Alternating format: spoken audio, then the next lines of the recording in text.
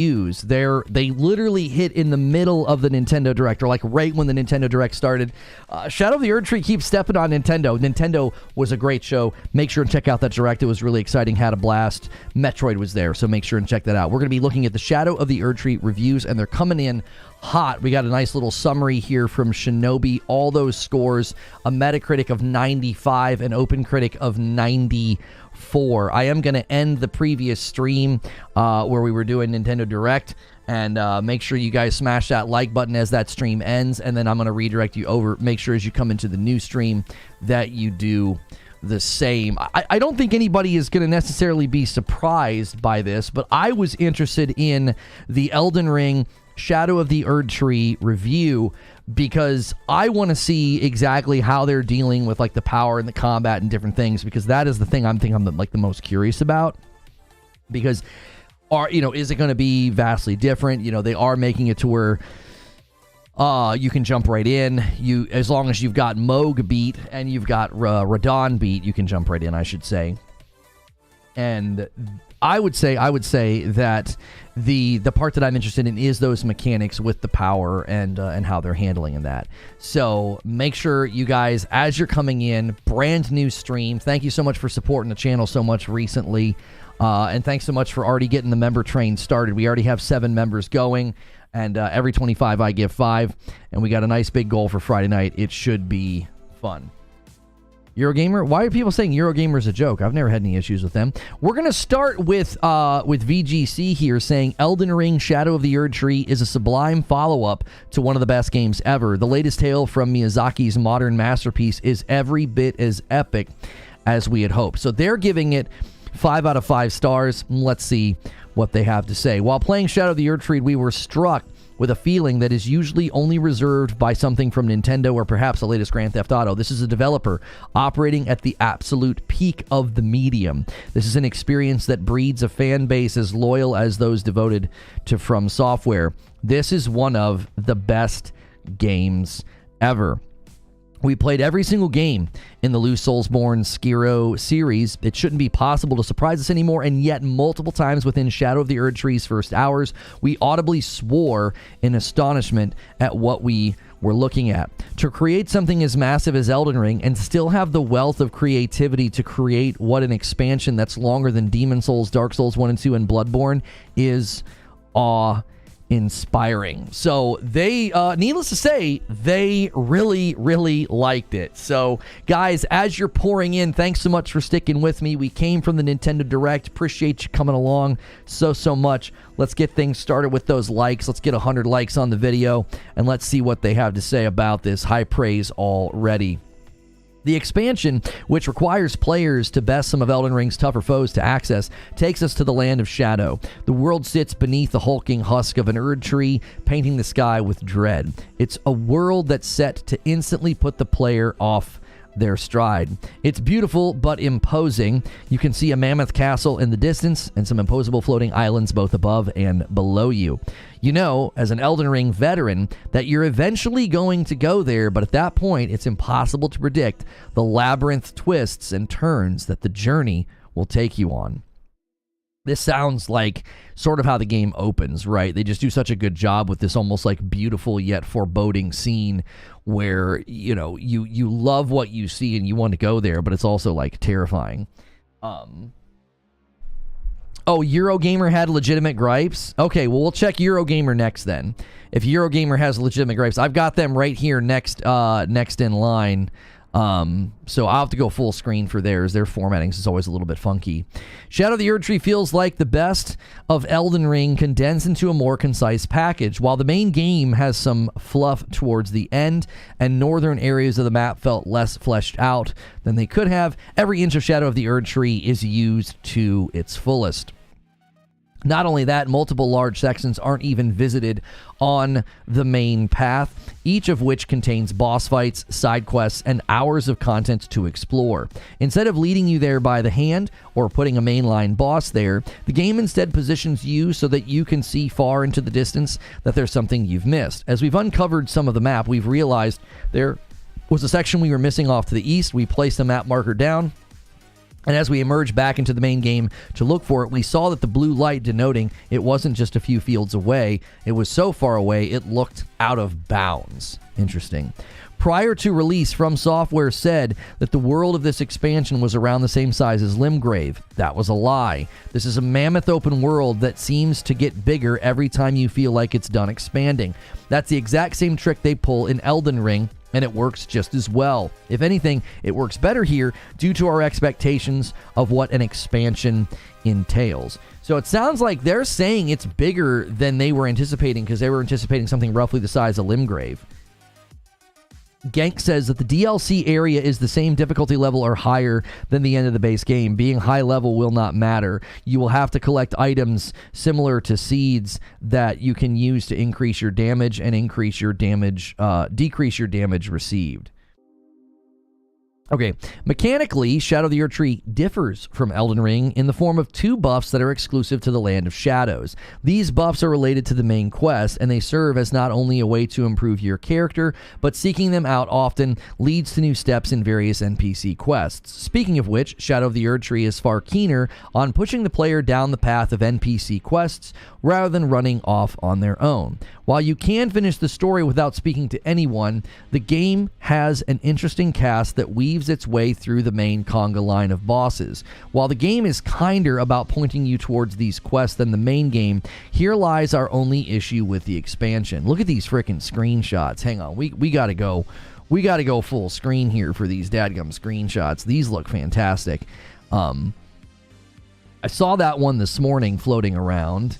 I've not seen these before. If you guys have seen these before, then forgive me for making you look at them again, but I have not seen these.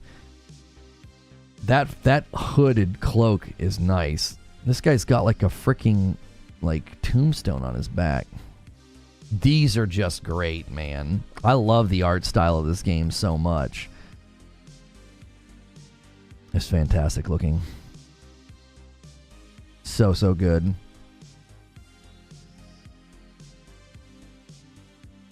Yeah, once again, the thing that they just nail in this game, is just scope. Like the scope of how far you can see and how massive the world seems is just so excellently done. It's like I feel like I've rarely played an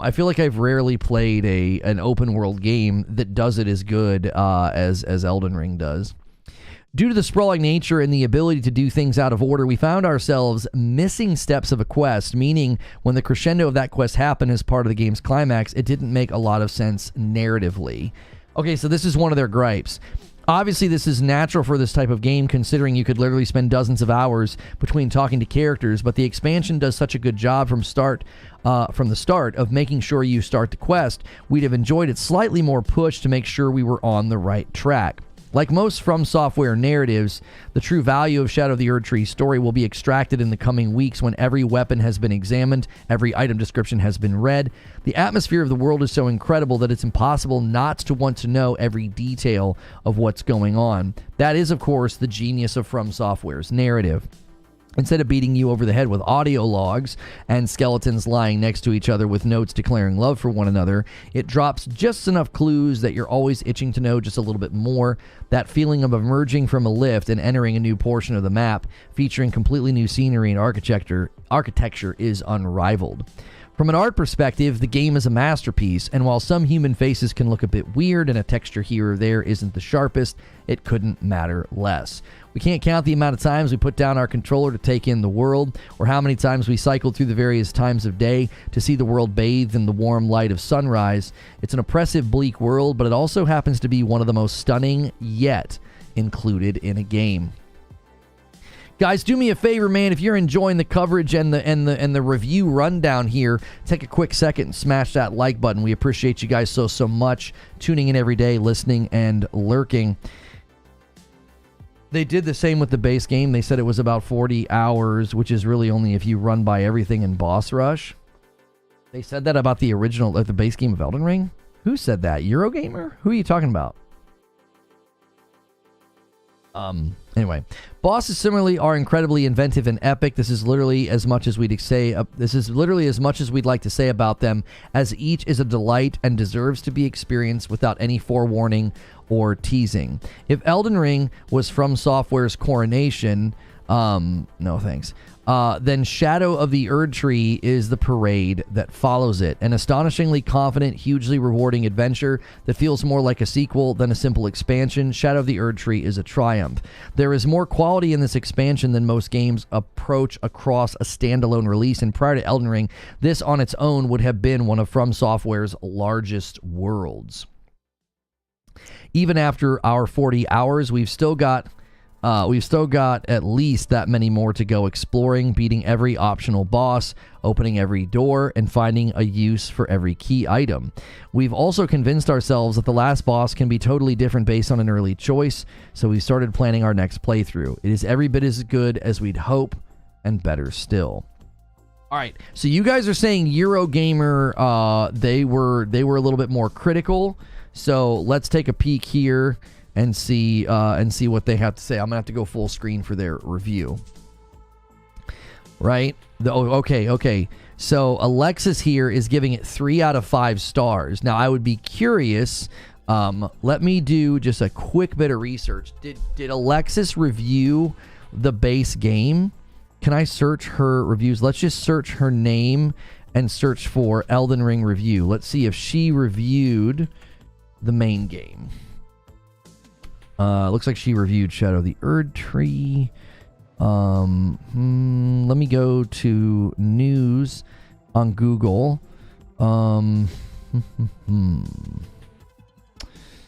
It doesn't look like she reviewed it, so let's go Eurogamer Elden Ring review and see if we can find their original Elden Ring review. I'm having a hard time finding it.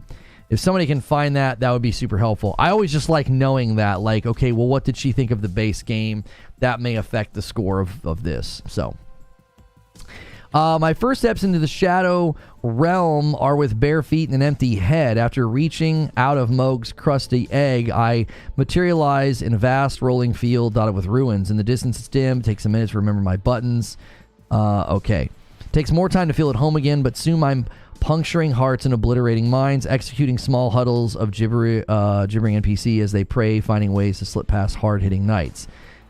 So it sounds like, I don't want to read too much into this too early, but right here, it takes a minute to remember my buttons. So, like, it sounds like they maybe spent time away from the game. That could be affecting their enjoyment of it. Let's just keep that in mind. Because I definitely, when I came back to fight Mohg, I was like, I was a little out of sorts. Like, it took me a minute to get my footing. I was doing weird things and jumping and stuff, and I just didn't need to. Okay. Eventually, I find myself in a specimen storehouse, which is in many ways a classic convoluted FromSoft library lab. Can we get this to fill the screen? No. All right. Let me go ahead and drag it. Like I said, their formatting is always really awkward. Perfectly in line with Elden Ring's weird fascination with eugenics taxonomy. There are many artifacts here, including Preserve. I'm the first to write this here. I'm message sheeting. Okay, so just having a good time in the beginning. I want to get to the criticism. Here we go. I was right to presume what I presume. They have taken some time away. It has been almost 2 years since I last touched Elden Ring, which I loved when it came out in early 2022. Oh, it looks like she wrote for Bullet Point Monthly. Let's pull that review up just for context here. Bullet Point Monthly. Yeah, so she wrote for Bullet Point Monthly and doesn't have a score, but her conclusive statements here were the idea of going into the world alone in an alarming old fashion. Elden Ring would admittedly be too far different experience without co-op messages, but these features are so carefully implemented. Feels secondary. These messages, if anything, a reminder, quite a delight. Okay, so yeah, it seems that that her initial review of the main game was good. So not somebody like didn't like the main game.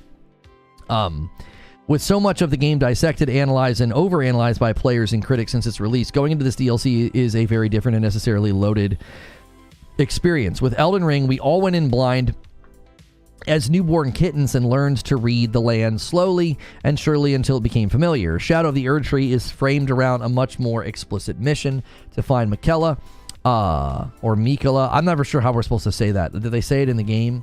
Or at least figure out what happened to him after Mohg snatched him. The Shadow Realm itself offers variations of the same aesthetic themes of Elden Ring: expansive plains, dense clumps of forest, hulking fortresses, and of course pockets of everyone's favorite poison swamps. There are 5 main regions, each with small terrors. Despite entering this world to discern Miquella's fate, I am, like in the core base game, technically free to run around wherever I can. I choose to focus on the first big legacy dungeon in the starting area, the castle-like settlement of Bellerat, and the slow process of learning where to go and slash and run and duck. As I explore more of the map, I realize there's a strange sense of emptiness, or at least irregular organization and grouping of lore relevance, areas, and mobs that pervades the Shadow Realm. There's certainly a lot of new terrain to cover, but many portions of the map feel like too dead space in ways that the core game mostly mitigated through novelty and, to a lesser extent, more varied encounters like Evergoals. So it sounds like she's saying the world feels a little bit empty, or like sporadically empty. While early parts of Gravesite Plain feel like a slightly jaundiced, muddier version of the Elden Ring palette, everything is still beautiful, exquisitely beautiful. It continues the same visual language of the core game, a profound understanding of and mastery of light and color and theory, drawn from a long line of European religious art and architecture. There's the continued influence of at least 2 Gustavs, Morandori, as well as the usual suspects. You'd have to be familiar with all this art stuff to know what she's talking about, which that's cool, but I don't know who those people are. But if you know that and you can see their influence on the game, that's cool. The ancient ruins of this place are jungle infused. Okay, this is all good. Okay, 2 new items. Maybe there's an issue here. Let's read this part. The DLC has 2 new items: Skadu Tree Fragments and Revered Spirit Ashes, to bolster my tarnish, but they're only effective in the Shadow Realm. To this end, there is no real need to go back to the Round Table Hold unless you want to beef up a handful of new DLC Spirit Ashes or upgrade weapons. Collecting the former offers a substantial boost to my damage output and damage negation, and the latter does equivalency for my Spirit Ashes. It became clear after my early jaunts around Gravesite Plain that I was going to need them. Despite my substantial health bar, the first few hours felt like I was naked and afraid whenever I met a new type of enemy or made a small but costly misjudgment. Besides these new items, and a new martial arts combat style courtesy of fellow Miquella enthusiast Dryleaf Dane, combat and mechanics are mostly business as usual. The first 3 major bosses are challenging, but readable and learnable. The difficulty discrepancy between those and the 4th boss, though, was brutal. So far, so Souls. So, sounds to me like, they went from 3 bosses that were pretty, manageable to a 4th boss that kind of spiked up, which is, like they're saying, very Souls. Ooh, that's really cool looking. Throughout the open world, there are also gargantuan new enemies, furnace golems, which I didn't mess with too much because across this DLC there was simply so much to do. What I did learn is there are enormous basket-headed machina that only take place damage precise points. Unfair, but totally avoidable. So there's apparently these guys that can spot you from miles away, and they start spewing dinosaur-ending amounts of fireballs. Unfair bastards, but totally avoidable if you don't mind missing out on new mixtures of the wondrous physic. So if you want to get, it looks like new mixtures, you're going to want to take on these guys in these areas. The best way to deal with furnace golems is to hurl hefty pots into their basket receptacles, but frankly, I didn't have the time to commit to that. My priority here was seeing as much of Shadow of the Erdtree as I could, and so to this end, I mostly stuck with variations of what I knew. Okay, so I don't want to give a critique of a review, but I think the issue here is, like, this sentence alone would make me not enjoy the DLC maybe as much as possible. My priority was seeing as much of Shadow of the Erdtree as I could, and so to this end, I mostly stuck to the variations of what I knew. One of the reasons the opening of Elden Ring is so stinking good is because you just sort of take your time.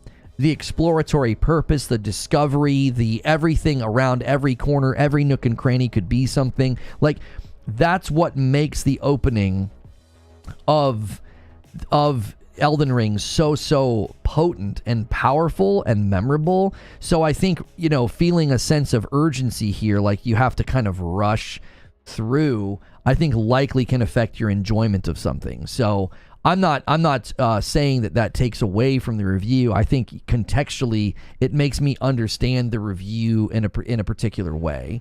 It's like, if I play anything that way, I know for a fact that it hurts. It typically hurts my enjoyment, and that would be my thought. Is if you're playing and you're going that fast, then you're definitely going to be making it a little bit hard to enjoy the randomness or the sense of discovery or any of that. So that's not necessarily a criticism. That's just, I think, a way to look at this.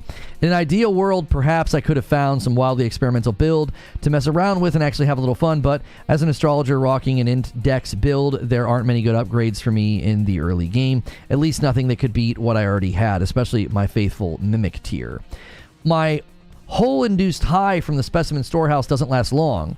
There are still moments of wonder and admiration whenever I stumble across gorgeous new scenery of unacceptable yet inspirational quantities of fingers. My favorite point of intrigue so far is the Church of Manus Mater, or Meter, and its cheery resident Ymir, or Emir, who tasks me with finding a special ruin. This is subsequent for this is a subquest for finger sickos, and it pays off in the visual spectacle and finger sicko humor. There are also small threads of conspiracy between the NPCs that I meet. It'll probably take multiple playthroughs to really map out their relationships, okay?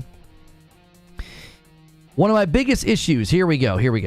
One of my biggest issues with this DLC is how explicitly it abandons the core appeal of Elden Ring as a living text to be read and learned, and ambiently, lovingly communicated across realms through vague multiplayer messages. The actual lore, the stuff behind the Elden lore, Marika, the fingers, it's not too hard to understand. What I'm talking about is the way players perceive and experience the world and how they move through it using an evolving body of hard-won knowledge, including the knowledge of others that are failing but persisting, that defines a fundamental aspect of Elden Ring's gameplay.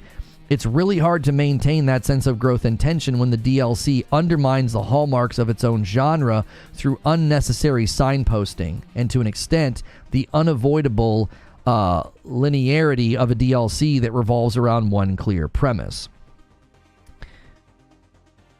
Yeah, but like I said, if you're not going and exploring, she admittedly up here says she's beelining. She's avoiding enemies in areas and beelining. So it's hard to be like, yeah, it's too linear when you played it linearly. I'm not taking away from the criticism. It's possible that there's a more linear nature to the DLC that like maybe takes away from the romance of Elden Ring, but she openly admits to playing it rather quickly and avoiding parts that she didn't feel like were worth her time or struggle.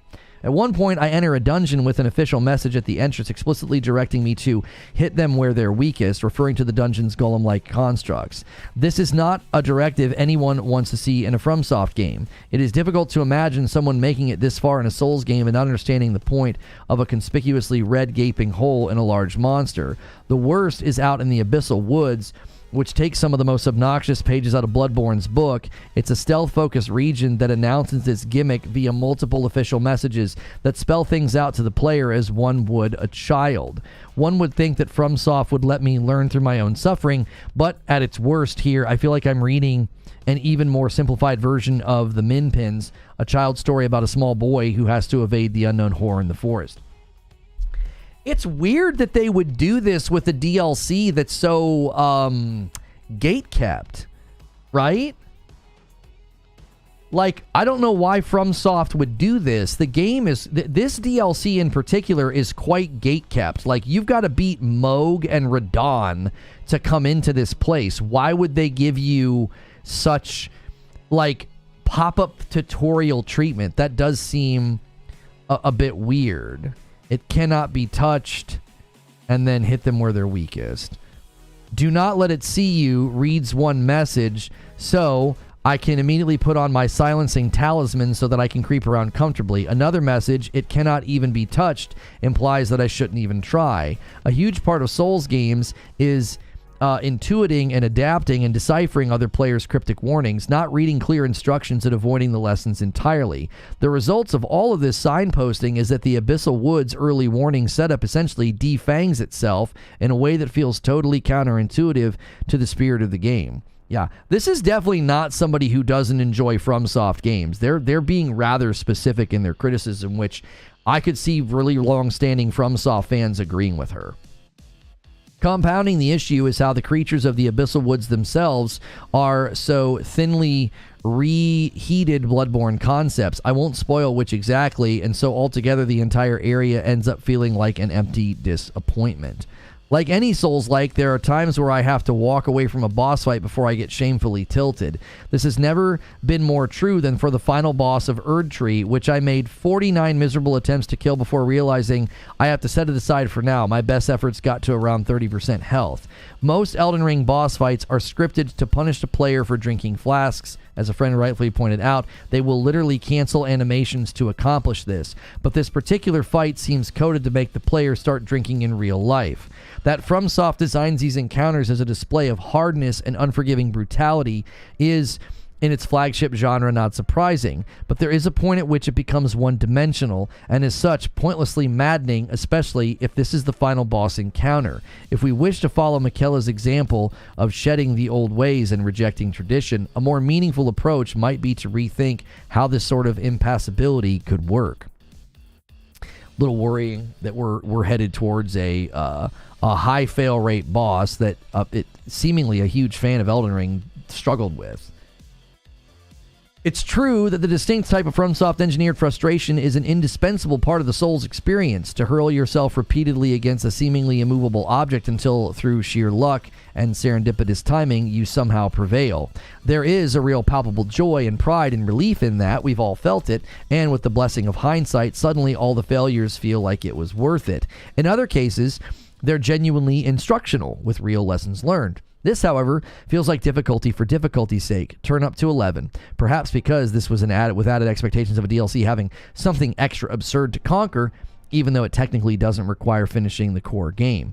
I go through dozens of deaths over a period of several days, and despite taking breaks to go off and do other things and explore other areas, I realize that I just don't want to do this anymore. In the Shadow Realm, death is always listening. I surf fleeting wavelets of euphoria as I dodge and roll away from ambushes, or groan in exasperation as I get sniped from 1,000 miles away by a guy with a Radon-sized chip on his bow shoulder. I devour Ymir's Finger subquest and root around for more bits of lore that deviate from the relentless Miquella fandom. I find an old burned out dragon warrior clearly modeled after Captain Ahab, who tasked me to defeat his own personal white whale. I love and pity this man who is so close to howling from hell's heart, I stab thee. They might as well have given him a harpoon. I do have an extremely cool dragon killing great katana. In Bellerat, a horn-sent Grandam, an elder of the native people in the Shadow Realm, calls me a wanton strumpet with the same sort of spite as Diana Rigg's incredibly acerbic lady Olenna from Game of Thrones. I don't know any of this. I don't know what this is. I mean, I know what Game of Thrones is, but I don't know what she's referring to. And George R.R. Martin's exists in this DLC. It is almost certainly here.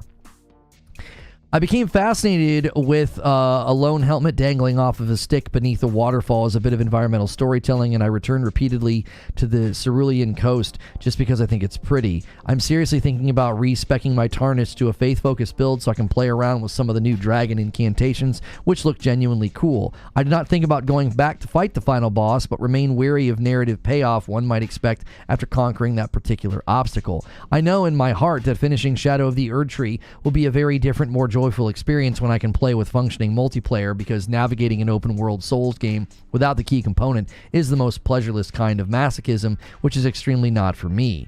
If you go back to that iconic anecdote about Miyazaki getting his car stuck in snow and having strangers help him, this is what Souls is all about: shared suffering, the community that rises up around it, and not having to freeze to death alone. I suspect that I may enjoy the DLC more when I reapproach it on my own terms. But it won't change the underlying problems I feel in its bones. I am still impossibly fond of Elden Ring and my time spent in its grasp, but I'm just not sure if I can share the same fullness of warmth with Shadow of the Erdtree. Despite its strange dispersion of active areas and uncharacteristically infantilizing handholding for encounters that should be learned through repeated failure, Shadow still has its share of Elden Ring's brilliance, weird little dudes and obscure secrets and goofy cheesing and all. But perhaps trying to combine the inherent focus of a largely self-contained DLC with the narrative flexibility and open-world freedom of Elden Ring, the concept that set it apart from its soul's brethren was always going to make for an incongruous match. I mean, I actually think everything except for the linear part. It sounds like, you know, maybe she was being a little overly critical of the hand holding because it was like 2 or 3 things after she openly admitted to skipping stuff because she was trying to go through this rather quickly, right? You know, the fact that she did that makes me say, okay, well, of course it's going to feel a little linear and hand-holdy. Maybe you skipped the parts that would have been more punishing and would have been more instructional. I don't think that's that big of a deal, though. I think her review in that regard is fair. I think when she gets to the final boss commentary, that's really concerning for me because I really felt that FromSoft in the back half or the later stages of Elden Ring, I felt like they did that. They would make bosses that were just annoying and hard, and the earlier bosses were significantly better, in my opinion. They were designed better, they were more fun to fight, and the late bosses just get spammy and area of effect, and they get annoying. Like, they don't feel fun to fight, right? I fought a guy last night in Liza P, the Victor, and he was a blast to fight. He was more fun than some of the earlier fights, I thought. Like, I like when later fights are really, really enjoyable. I don't like when they just decide that, well, it's late, so we got to get super difficult.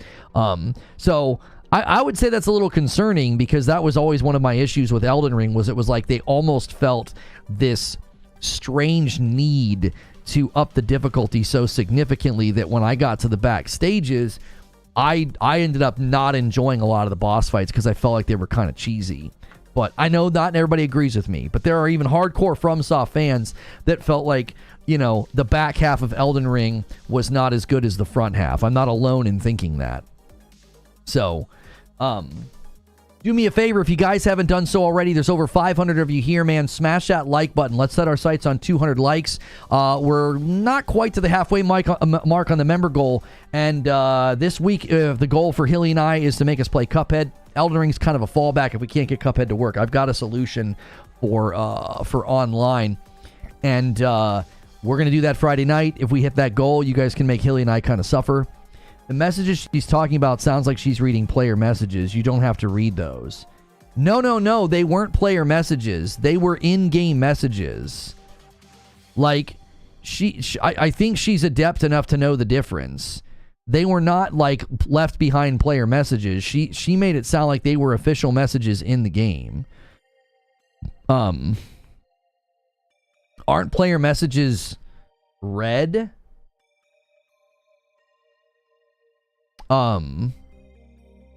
Like these messages here, hit them where they're weakest. Are you saying this is a player message? And this one here too? It cannot even be touched? Is she making the mistake of reading a player message and not realizing it? That doesn't seem like something that she would do.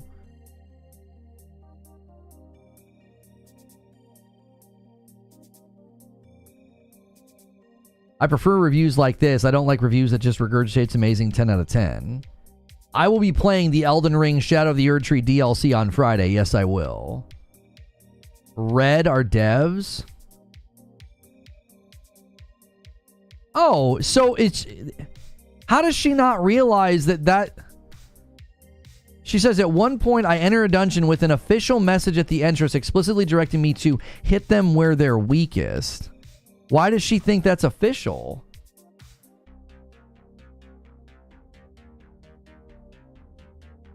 Looks official as in no rating system? The servers weren't on yet. Oh, right. Yeah, the servers weren't on yet. Player messages couldn't have been left behind. Unless the devs did this to be cheeky or something. She literally said that you couldn't You couldn't play with other people. Why would player messages be showing up? Unless other reviewers were doing it. I mean, she made it sound like that part of the game wasn't working yet.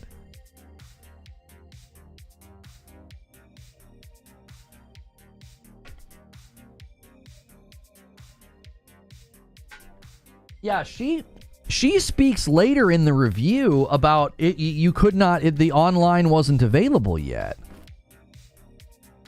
She talks about that down. I can't remember where it was. Offline mode has dev read messages. Then, yeah, dev made messages. Yeah, those must have been dev made. Maybe the devs were being silly. Or maybe the devs did that for the reviewers just so they could get through it faster. Right? They're official. There can't be player messages when the servers aren't on, and there's no rating system for the messages. Did y'all play the game? I never read those messages for the most part. Okay, so it's possible the devs did that just for the review version, so they might not be there in the launch version. Maybe they did that to help the reviewers be like, hey, we want you to get through it a little bit quicker or something.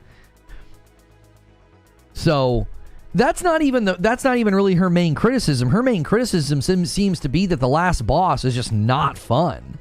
It just turns into it's just a cliff of difficulty that she didn't enjoy. Games Radar says Elden Ring, Shadow of the Erdtree. It almost gets boring praising FromSoft every time. Game Informer here says an emphatic exclamation point. Are there any other reviews that are even remotely critical? They gave it a 9.75. The boring but ultimately correct shorthand to summarize Shadow of the Erdtree is that it's more Elden Ring. This is coming from Marcus Stewart.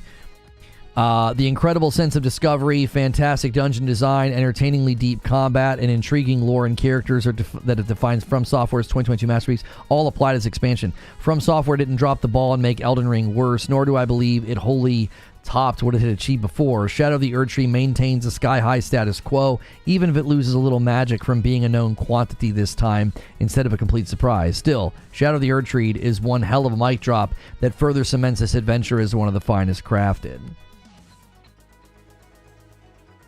I'm curious, does anybody else talk about the final boss? You know? Either devs did this to help reviewers, or this might be a new tactic they're trying out that might go hand in hand with Miyazaki saying he's considering adding full co-op from beginning to end in future games.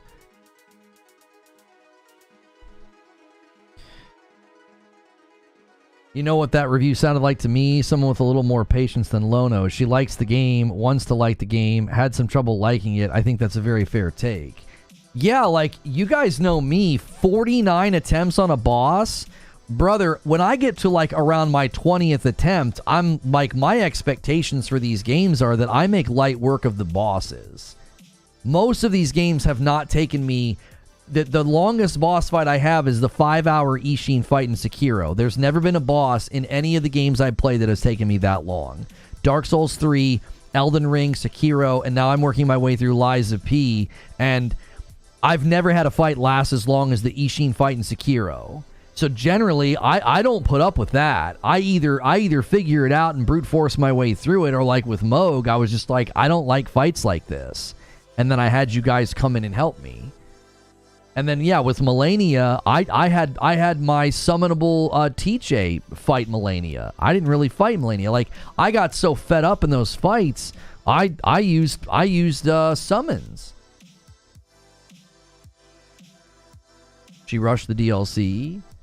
I mean, it's possible that she's a victim of her own short window of time, right? Did she get enough of the currency to get strong enough? Like, is that final fight feeling like a cliff because maybe she didn't spend enough time? Like, she said she was trying to see as much of this new area as possible, and because of that, she was like skipping these enemies that she didn't feel like messing with. And it's like, well, did you potentially short yourself some power with this new mechanic? I don't know. Moog, you had to get close and sidestep. Yeah, the second phase, I just couldn't get into a flow state with his second phase. I kept ending up on the flames, and then I would die. 49 attempts sounds like my kind of boss. People notorious hate the latter half to third of FromSoft games. I mean, everybody seems to be giving it really, really high praise. I'm not seeing anybody. I mean, her issues weren't even like scathing. She was just like, I don't want to go back and fight this boss. And again, that could be the result of not spending enough time, you know, getting strong. There's a handful of things that could have led to that. Oh, we've got a critical one here from Siliconera. Let's check this one out. Guys, do me a quick favor. Let's try to get 200 likes on the video. And Gene Park is saying 5 things to know about before playing Shadow of the Erdtree. All right, we'll check out Gene's thing as well.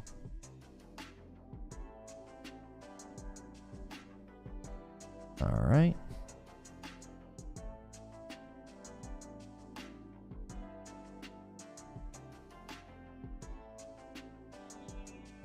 Okay. We got his, then we got this one. I accidentally opened the same thing twice? What? Oh, there we go.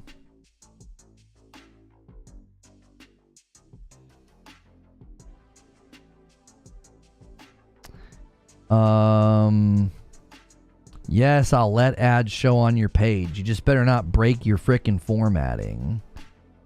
These websites, it's like, I try to help you out. I turn off my ad blocker when I read your articles, and then some of them have been literally breaking, and like I can't see the words. All right, so apparently Siliconera has been critical. Let's see. Improvement in performance is one of the best things to come to Elden Ring Shadow of the Erdtree. I did not experience any frame rate issues. Outside of a few instances, the game would freeze, somehow still responsive to my inputs. Okay. While the performance of it was vast improvement, I still take umbrage with drop frames or outright freezing in a game where movement and invincibility frames mean life, death, and progression. Obviously, this has impacted my overall score, which I think is fair given what I just outlined. Elden Ring is a far from perfect game in that regard, but it is still functional enough that I was able to enjoy myself once I conceded that the build I had carried through the base game and the DLC was simply not going to cut it. Oh, so it sounds like... yeah, I mean, 49 attempts, she spent days. She took breaks, explored other areas. Does that sound rushed to you? I'm just saying she admitted to wanting to see as much and as fast as possible, and so I'm just asking the question, did she potentially miss out on, you know, getting stronger, right? Like, did she miss out on that? Like, is that why the boss feels so tough? You know, is her build bad? I don't know.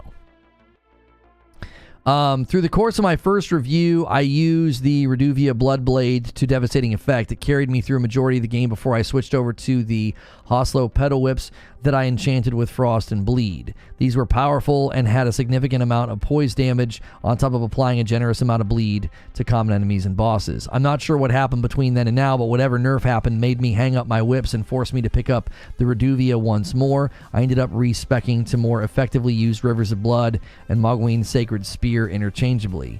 Bleed damage is still king. With enough finesse, I was able to clear most bosses with relative ease through the use of both of my Mimic tier when I remembered I could use it.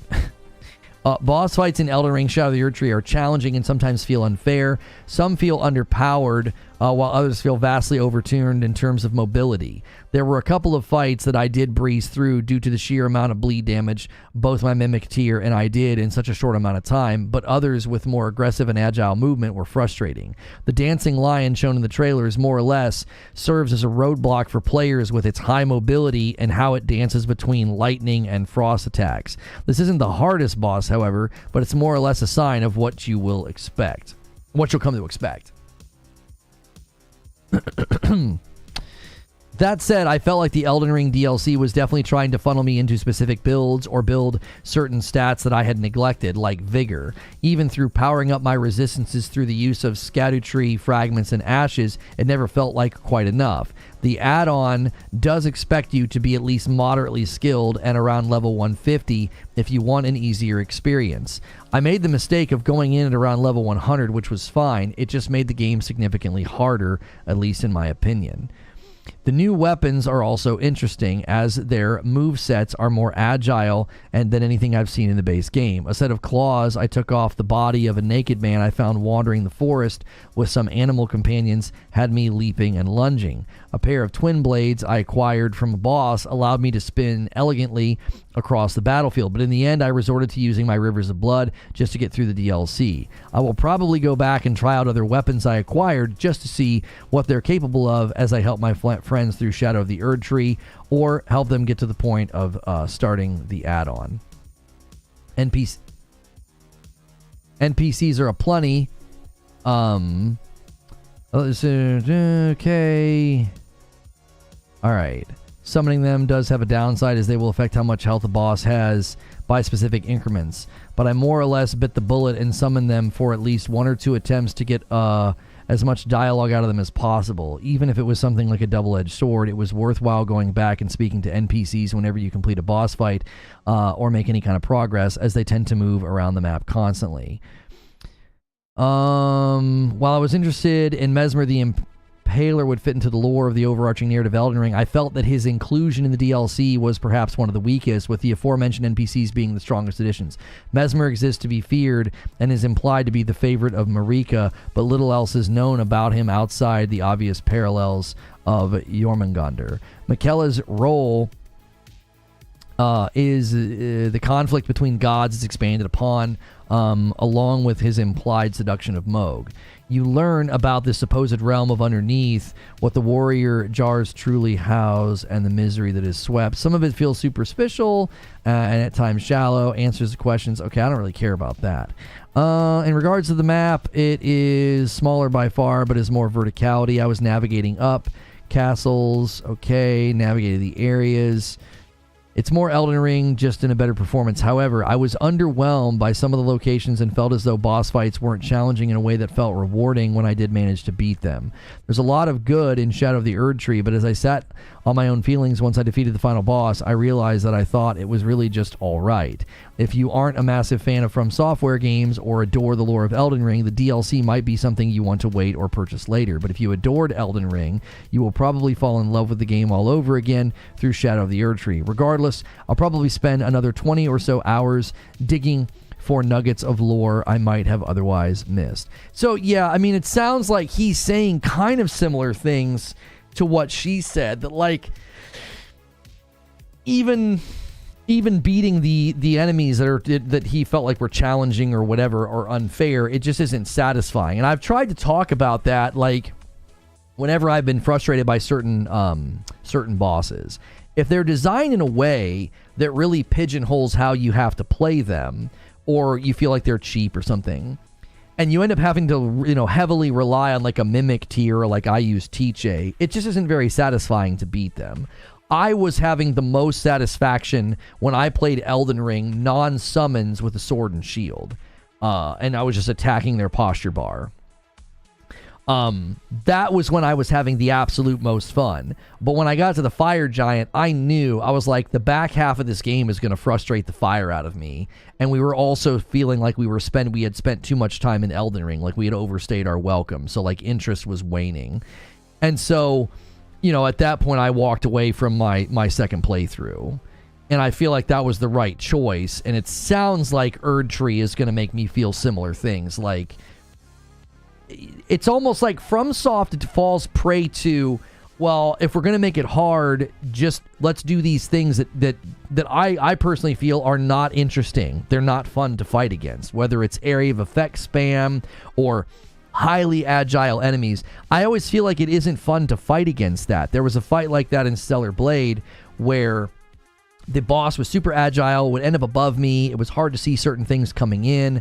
They had like a wiping mechanic where they could kill you, and it just felt really out of place in the game. And even when I finally won, it just wasn't satisfying. It didn't feel like I finessed it. The most fun fights in Stellar Blade or Sekiro or any of these games are always the fights where you feel like you adequately, you know, sort of measured their movement, their telegraphs and everything, and you finessed them, right?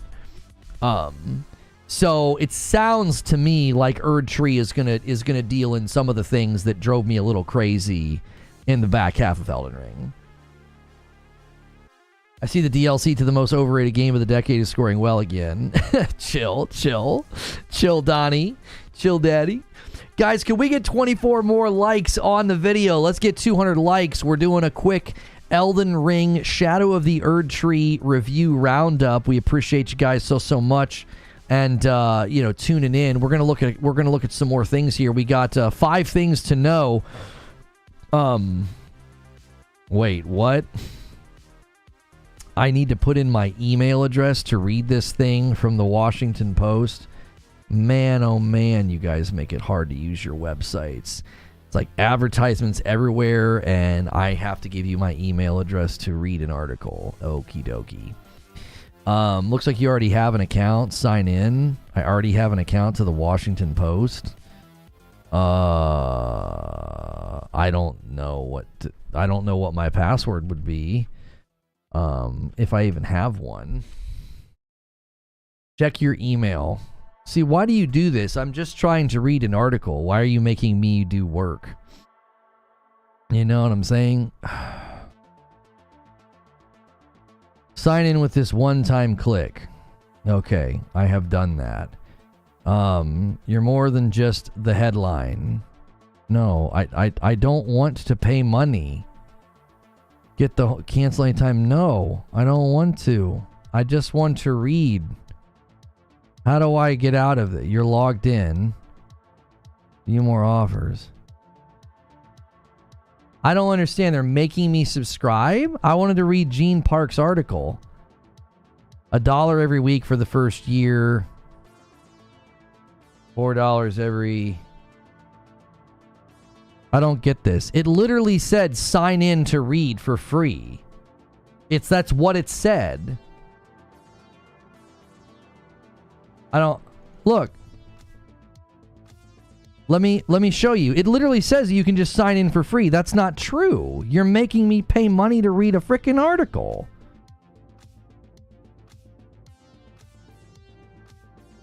I don't understand why these websites do this, man. It's sub only? Well, then look at how dishonest this is. Look.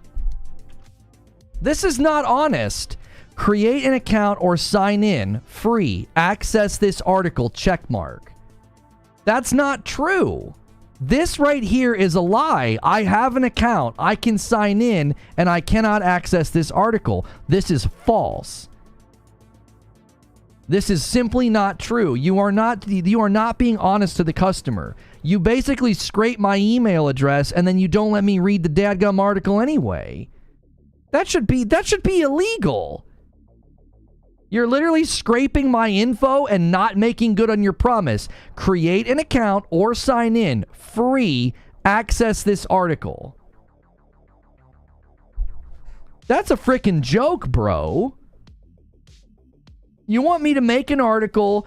I'm sorry. You want me to make an account so you can email me updates and stuff, and you want to jam your site with ads. Go for it. Don't lie to me. Don't tell me that I just need to give you my email address or sign in so I can access the article. That's freaking bogus. Like, if you want to charge. Don't lie to me so you get my email address. It's that simple.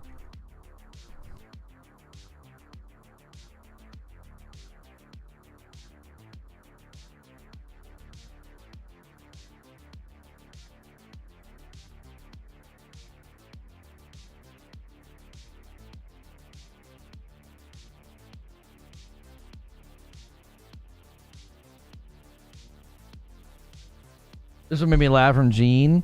He says, Miyazaki is a liar. Shadow of the Erdtree is more than half the size of Elden Ring. It's a massive expansion that shatters expectations, and I played 65 hours of it, and I'm still discovering new places and items as of last night. I mean, that's encouraging. All right, guys, it's almost noon. In the next 14 minutes, we're going to go ahead and head to Writer's Room. So do me a favor, try to help us get 200 likes before we do that. We only need 10 more. And we've not missed our member goal of 25 streak in, I don't even know how long it's been at this point. That we've done that at least every day. You guys are going to have a really hard time hitting the goal this Friday night for Hilly. Hilly and I are going to stream on Friday night, and you can make us play Cuphead, you can make us play Elden Ring, you can make us experience pain together this Friday. If you can hit the goal. You guys crush it the last 2 weeks. We'll see if you can crush it again this week. So make sure and smash like. If you haven't hit subscribe yet, that enables you to talk in my chat. Would love to know what you think. Are you diving into Elden Ring, Shadow of the Erdtree this Friday? Appreciate you guys. We had a bit of a mixed day. We started with Nintendo. That was awesome. And now we've been talking about Shadow of the Erdtree and the reviews. I don't think we're going to get the goal. I don't think it might not happen. We've had slow starts before. We've had days where we get like 35. You know, we've had some 27s and 28s, and then all of a sudden it explodes. So we'll see. We'll see. Alex bumps the line by 5. Thank you so much, Alex. Taking us to 12. Hilly and I will stream Friday night no matter what, guys. No matter what, we'll stream Friday night. You can just determine what happens to us. Like, you can make us play really frustrating games. Cuphead looks too easy. If they miss the goal, I get Halo. Hilly's trying to get his Halo back. Hilly is trying to get his Halo back. I was making a joke about being locked out of content. Oh, Talika's doing the Lord's work, giving you the article in the Discord. I mean, I don't want to do that though. If they have their own, you know, are you paying for Washington Post? Okay, the first thing he says is you're not over leveled and don't level up. He says don't skip unusual enemies. Explore above and below. Read item descriptions for story and watch YouTube prep videos. That's his stuff there. Thank you, Talika. I don't want to put that up on screen and read it. I mean, I don't want to respond to something that, like, I like Gene. It's not Gene's fault that Washington Post has the website set up that way.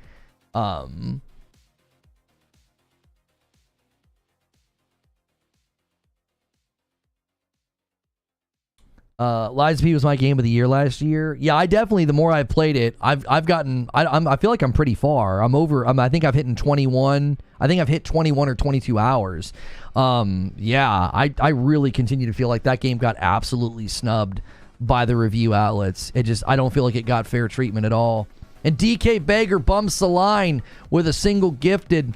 DK Bager and Alex and these guys, Joker, Quinn, and others, they're going to need some of y'all to start chipping in and helping out. We got 11 minutes, and we're going to go to the writer's room. You guys got 11 minutes to keep the streak alive. We need 12 more to at least maintain the 25 streak. Let me grab a writer's room to schedule here. Okay, visibility. We'll set this for noon.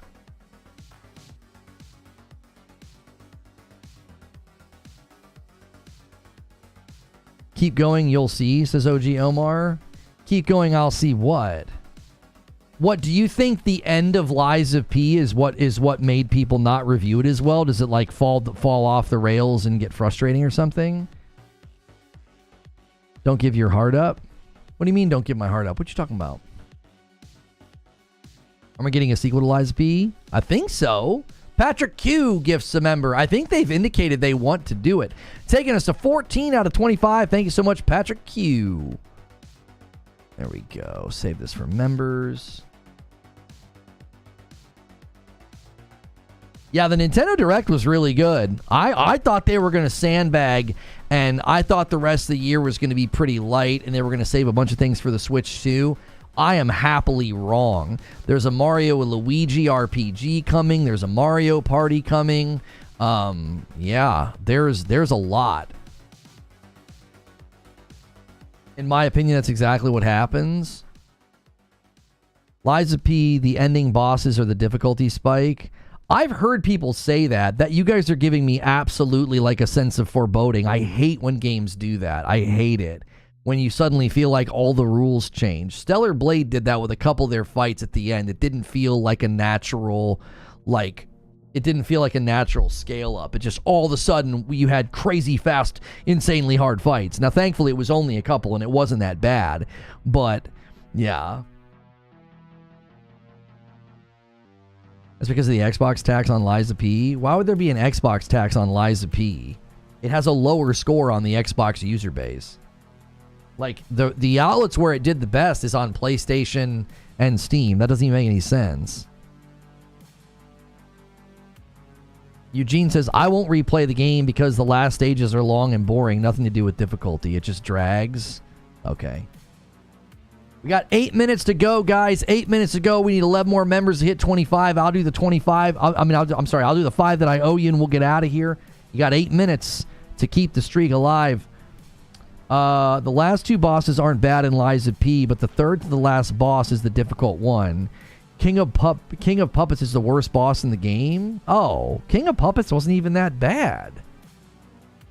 His running got a little trollish and annoying. Stone Spire sets up a 10-bomb dunker. 5 out of 25. Good to see you, Stone Spire. It's been weird. Last week, I felt like I was shouting every 30 seconds you guys were bringing the heat. It's been a little weird this week. You guys are sparing my voice. You said it got snubbed and it's a good game. It was shown off with Game Pass day 1. Yeah, but that's Joel. If you go read the reviews, that's no. You guys are doing this thing about everything. It's just absolute freaking brain rot, man. That is not why Liza P got snubbed. Liza P got snubbed because people said there were most of the outlets I read. They were like, "Oh, it's too similar to other FromSoft games." That was what happened. They unfairly saw all the similarities. Alex with a 5-bomb puts us on the doorstep at 20 out of 25. Thank you so much, Alex. And another one comes in from Rodrigo and takes us to 21. There it is. Little member train to end the day. Keep it going, guys. We're almost there. I'll drop 5. We'll get out of here. I was throwing down gauntlets last week. I was dropping 50 bombs when you guys were scrambling. I'm not doing that for 25. I'll do that for like the 50s and the 100s when you guys bring the heat. You had fought King of Puppets already? Yeah, I fought King of Puppets.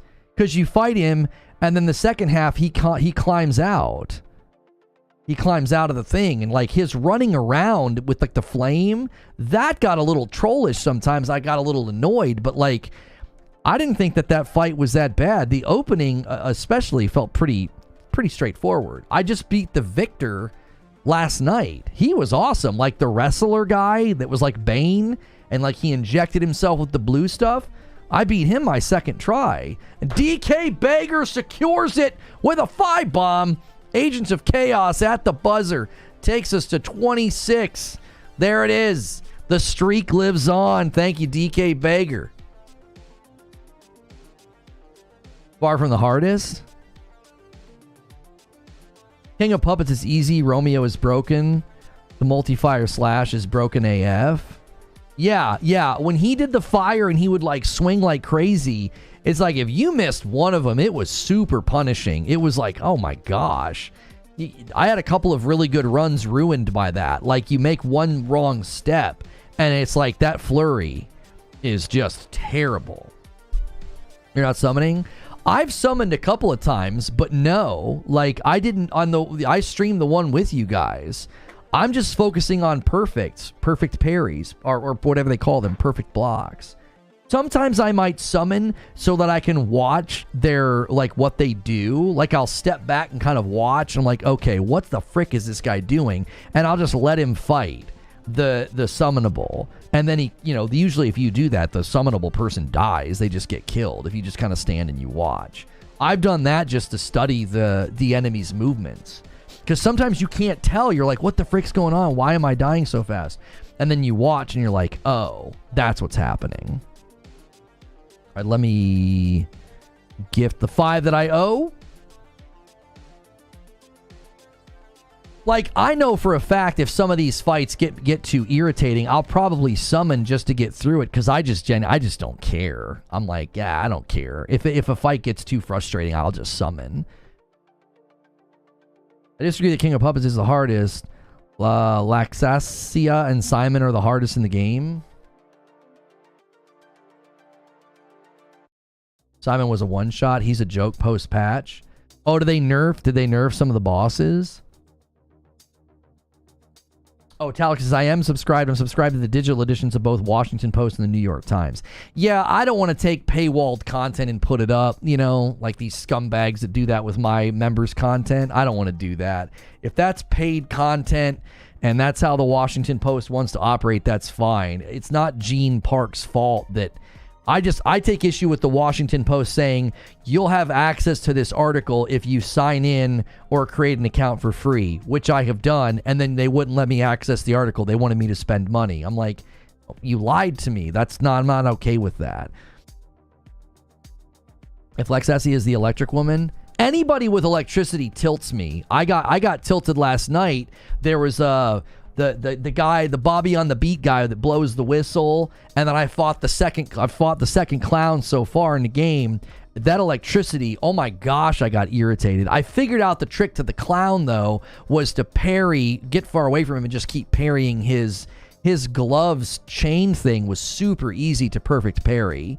And then he would be breakable or posture breakable, or I forget what they call it in the game.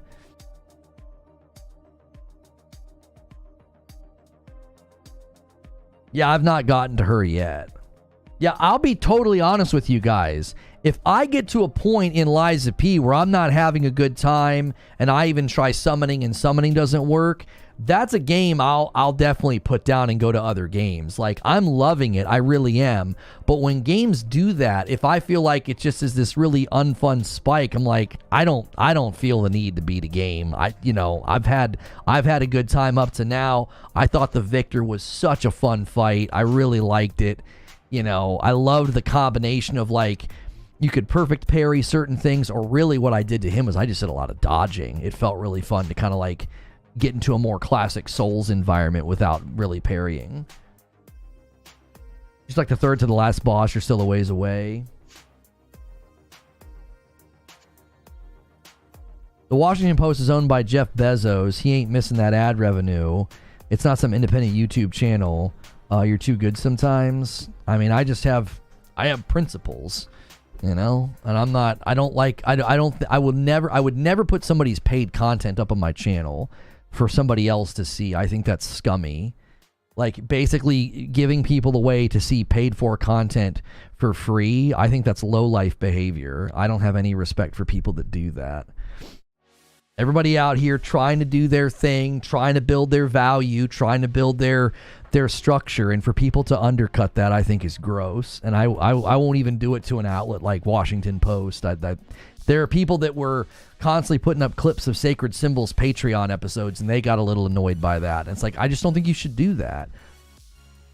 Provide a link to the episode on their Patreon and put a quote. Like, quote them in a tweet and say, oh, they had a great conversation, and put a quote. Like, don't literally share like 8-minute clips.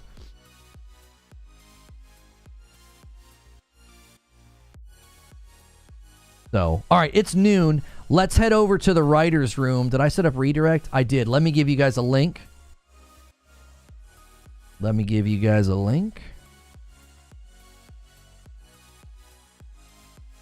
Where is it? There it is.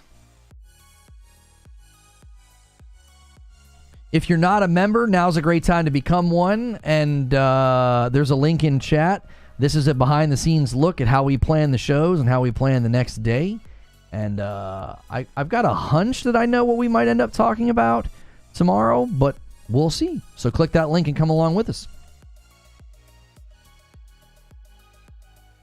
Thanks so much for being a member, and you may have gotten a member last week or last couple of days. We've been hitting the 25, and then I've been gifting the 5, so maybe you got in with one of those groups of people. And if we hit the goal for Friday night, you guys are going to have a tough time getting there. 500 is the goal this week, and you can make my friend and I, Hilly, play Cuphead. We've got a way to play it online. I found a way to do it. Or maybe even Elden Ring. You can put us through some pain. You can have us reverse controls and all of that. So you guys have got a ways to go. You're going to have to tap some of the big boys to come in and go crazy. You guys went crazy the last 2 weeks and got every single goal. So thanks so much for doing that. I'm going to end the Shadow of the Erdtree review roundup that we just did. I'm going to bring everybody over with redirect, and then I'm going to change that. I got to change that thumbnail so it doesn't show live anymore down in the corner.